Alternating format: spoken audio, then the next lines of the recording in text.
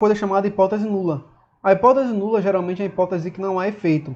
No eixo x eu tenho a temperatura, no eixo y o tamanho.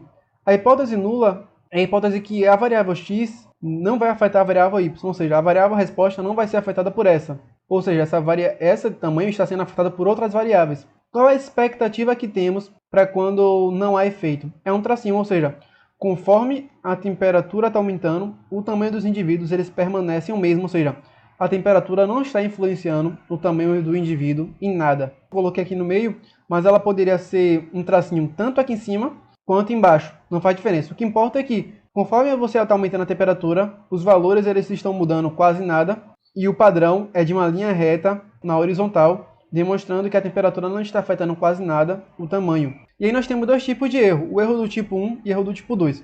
O erro do tipo 1 está associado à hipótese que queremos.